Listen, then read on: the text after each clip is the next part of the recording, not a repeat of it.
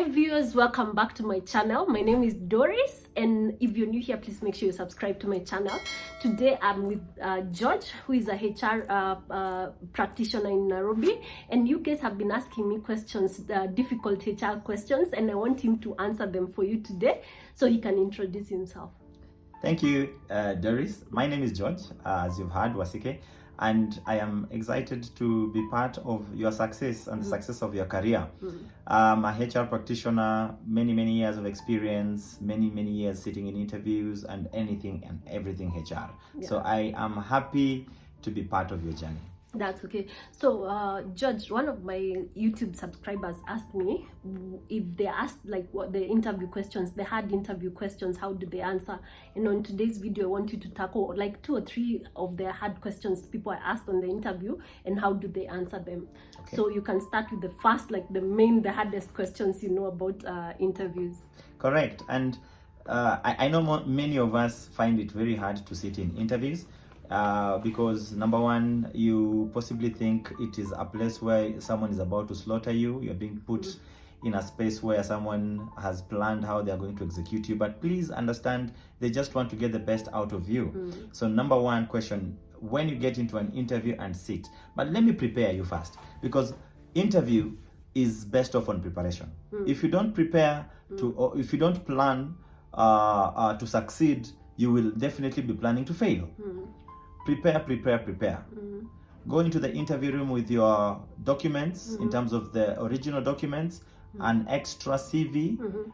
Go into that interview with your head up high and prepared. Sleep well, wake up ready.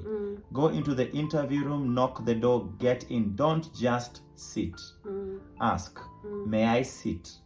Then they will show you where to sit. And then when you sit down, you will be given an opportunity to prepare yourself, ask for a glass of water or whatever it is. Don't be afraid.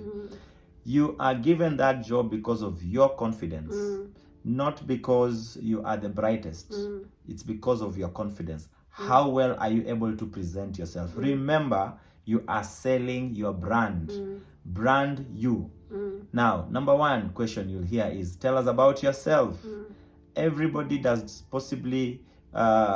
know how to answer that question. It is amazing. How can you not know about yourself? How can you not know who you are? But it's not easy. Sometimes, you know, you panic during interview and you're just like, you go blank, your mind just goes blank. Stand before a mirror before your interview and start speaking. Now, this is how you're going to do it. When someone asks you about yourself, do not recite your CV. We already have your CV, so don't recite it. Don't come and tell us I was born in this year. I have gone to school from primary school all the way to wherever it is. It's a waste of time. We only have 5 minutes to impress. They say the first impression makes a lasting impression. Those first 5 minutes will dictate whether they are going to ask you more questions or they are going to trash your credentials.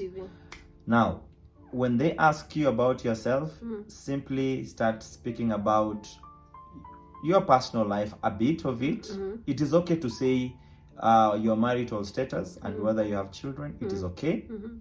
It is okay to say that you have X number of experience in years, which industries, tell your success stories, and at the end of the day, appreciate them. So this is how you can go about it. Let me just give you a one-liner, and maybe we can catch up later on this. Like an example. Let me give you an example.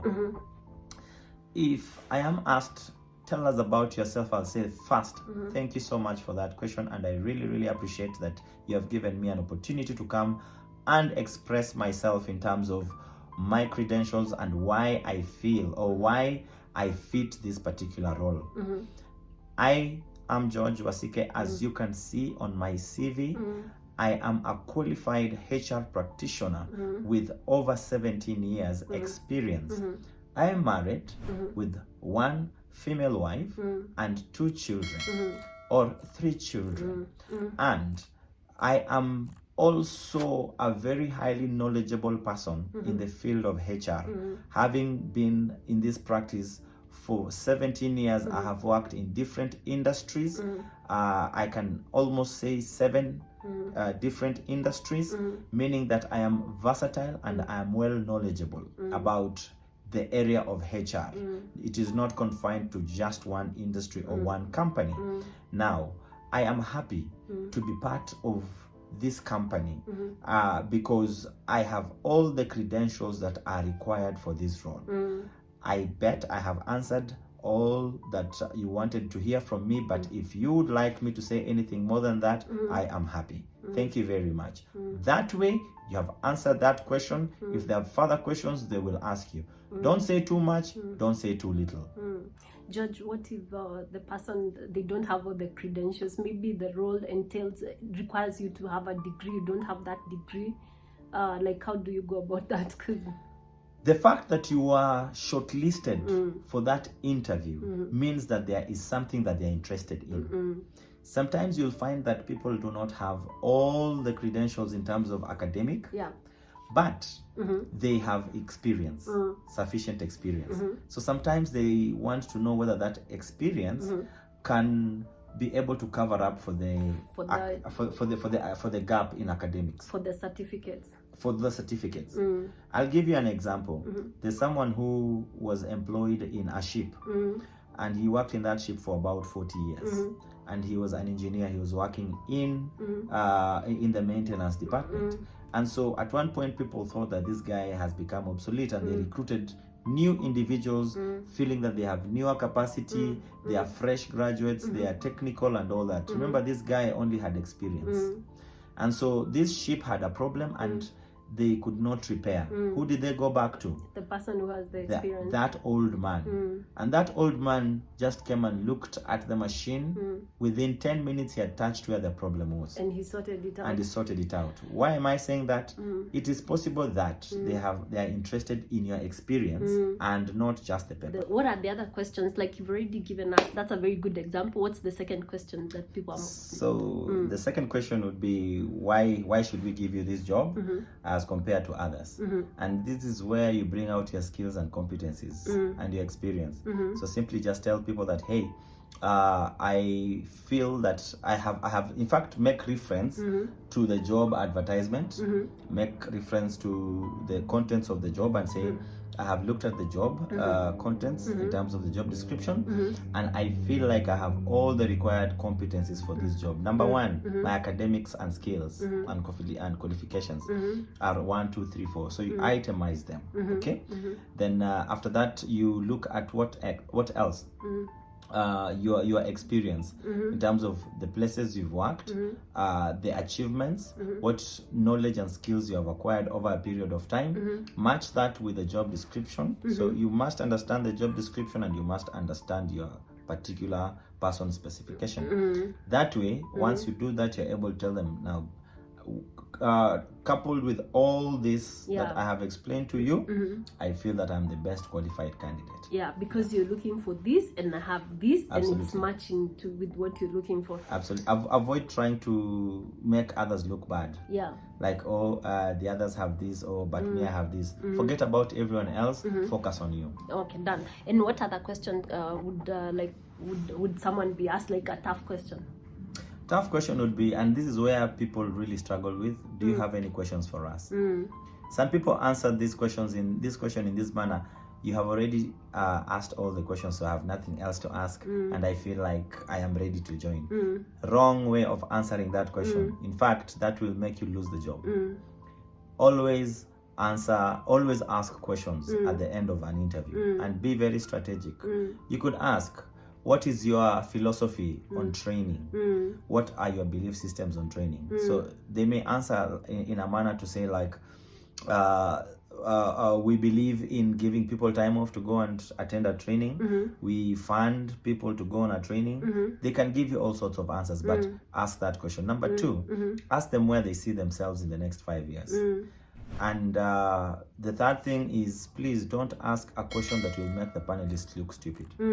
Otherwise, they will not consider you. They will think that you're minimizing them and you're making them look less. Always ask questions. Don't say, I have no further questions. Can someone ask, like, how much is going to be the salary? Like, you're curious and you just want to know how much they're going to be paying. Is that a valid question?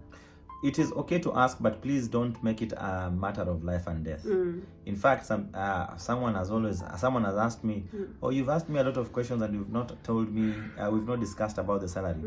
Probably that's the next phase of the interview. So if they've not asked you about the salary, it means that they possibly feel that you're within their range.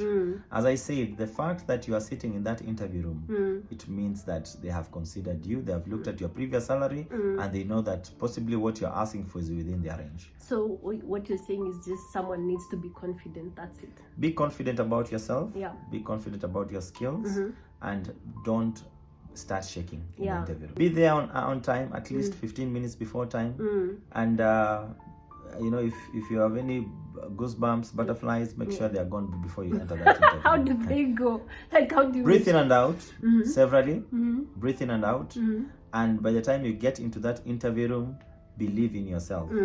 You'll be fine. You'll be fine. Yes. Yeah, okay, that's okay. So if you want to contact George, you can always, I'm going to put his number here and his contact here. He's a HR practitioner and he can be able to guide you, and even in terms of CVs and anything that you want, or even interview coaching. Is there anything like interview coaching? There's interview coaching, and this is like what we are doing for you right now. Yeah. Although this is very general, Yeah. if you want more, we Yeah. can actually do it one-on-one, Yeah. which I engage people on. Yeah. Interview coaching is very, very important because there are people who have not sat in interviews for like donkey years. Yeah. And when they get into an interview, that's why you shake. Yeah.